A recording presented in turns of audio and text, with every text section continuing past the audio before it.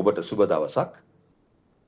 මොහොතක් සිතන්න මගින් ඔබ වෙත ගෙන එන දේව වචනයයි මේ. සෑම කිතුණුවෙක්ම ඇසිය යුතු සත්‍යතාවයක්.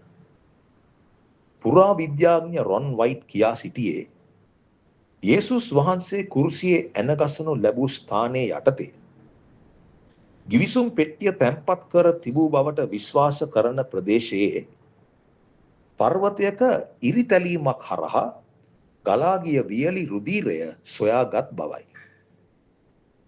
ඔහු ඒ රුධීරයේ සාම්පලයක් ඊශ්‍රායලයේ රසායනාගාරයකට ගෙන ගියා පරීක්ෂණයක් පවත්වන්නට. ඔවුන් අන්වික්ෂයකින් රුධීරය පරීක්ෂා කර මෙසේ පැවසුවා. සාමාන්‍යයෙන් ඕනෑම කෙනෙකුට වර්ණ දේහ 46ක් තියෙනවා. මවගෙන් 23යි පියාගෙන් 23යි. නමුත් මේ මිනිස් රුධීරයේ ඇත්තේ වර්ණ දේහ 24ක් පමණයි. මවගෙන් 23යි පියාගේ පැත්තෙන් එක් වර්ණ දේහයක් පමණයි. මෙවැනි දරුවෙකුට තම පියාගෙන් ලැබුණු ආලිංග වර්ණ දේහ නොතිබුණේ නම් ඔහුට වර්ධනය විය නොහැකි. ඊට පස්සේ එයාලා ඇහුවා, මිස්ටර් වයිට්, මේ ලේ කාගේද? ඇයි ඔබලා මගෙන් එහෙම අහන්නේ? ඔවුන් මා දෙස බලා කිව්වා, මේ ලේ ජීවමානයි කියා. මේක සුභාරංචියක් නොවේද? අවුරුදු 2000කුත් පහු වෙලා තවමත් යේසුස් වහන්සේගේ ලේ ජීවමානයි.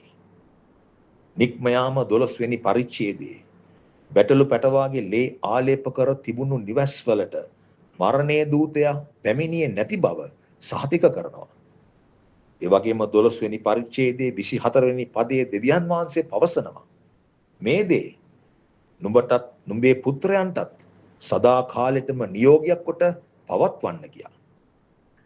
ඔබගේ නිවස සහ පවුල කියන්නේ ඔබේ බල ප්‍රදේශයයි.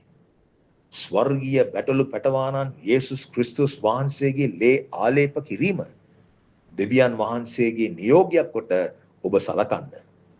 ඒ ඔබේ රක්ෂස්ථානයයි, ඔබේ බලකොටුවයි. සතුරට අත නොතබන පිණිස දිනපතා ඔබේ මායිම් යේසුස් වහන්සේගේ ලේන් සලකුණු කරගන්න. එනම් ඔබට යේසු පිහිටයි. මම සහෝදර නෙවි.